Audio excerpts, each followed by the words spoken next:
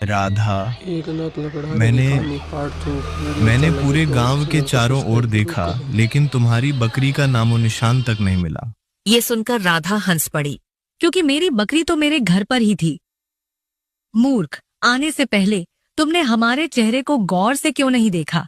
हम सब तुम्हारे बारे में ही बात कर रहे थे और यही कह रहे थे कि तुमसे बड़ा मूर्ख इस गांव में और कोई नहीं है।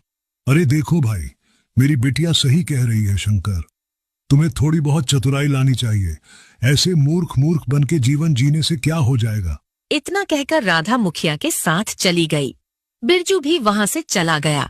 गंगाताई शंकर को देखकर दुखी हो गई और बोली, शंकर, तू आखिर कब चतुर बनेगा? जब गांव वाले तेरा मजाक उड़ाते हैं तब मुझे बहुत बुरा लगता है। तुझे क्या जरूरत थी रतन को लकड़ियां उधार देने की? हाँ, और जब लोग तेरे मुंह पर मूर्ख कहकर चले जाते हैं तब भी तो तू कुछ नहीं कहता, क्यों? गंगाताई, दरअसल मैं इन गांव वालों से ना इसलिए कुछ नहीं कहता क्योंकि बचपन में जब मैं अनाथ था तो इन्हीं गांव वालों की बदौलत ही मैं पलकर बड़ा हुआ हूँ। मैं इन्हें अपना उपकार मानता हूँ और इन्हीं के एहसान की वजह से मैं चुप रहता हूँ। अब बताइए, भला यह नहीं होते तो मैं कैसे जिंदा रहता, और जिसने जिंदगी दी है उन लोगों का क्या बुरा मानना। इतना कहकर शंकर वहां से चला गया। गंगाताई भी अपने घर लौट गई। अगले दिन शंकर और बिरजू मिलकर जंगल में लकड़ियां काट रहे थे। तभी बिरजू मुस्कुराते हुए शंकर से बोला, हाँ शंकर, अरे भाई एक बात कहूं, कुछ भी कहो, कल मुखिया जी की बेटी राधा ने तुम्हारे साथ ठीक नहीं किया।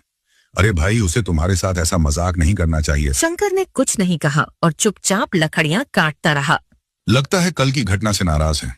जैसे भी हो मुझे इसे मनाना पड़ेगा, नहीं तो आज सारी की सारी लकड़ियां मुझे ही काटनी पड़ेगी। बिरजू कुछ कहने ही वाला था कि तभी अचानक एक पक्षी उड़ता हुआ वहां आ गया। उसकी आंखें लाल रंग की थीं। वो सीधे शंकर और बिरजू की ओर घूर कर देखने लगा। पक्षी का इस तरह से घूरना शंकर को बड़ा ही विचित्र लगा।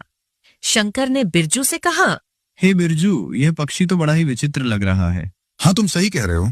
अब मुझे तो इसको देखकर डर लग रहा है। तभी अचानक वो पक्षी मनुष्य की भाषा में बोला, तुम दोनों डरो मत। अगर तुम दोनों मेरा बताया हुआ कार्य करोगे तो मैं तुम्हें धनवान बना दूंगा। पक्षी को मनुष्य की आवाज में बोलते देख शंकर और बिरजू दोनों बुरी तरह से डर गए। हे बिरजू, मैंने तो जीवन में पहली बार किसी पक्षी को इंसानी भाषा में बोलते हुए देखा है। ये कोई साधारण पक्षी हो ही नहीं सकता। हमें इसकी बात नहीं माननी चाहिए। पता नहीं मायावी पिशाच, जादुई चुड़ैल क्या हो ये। तभी पक्षी ने बिरजू की ओर देखते हुए कहा,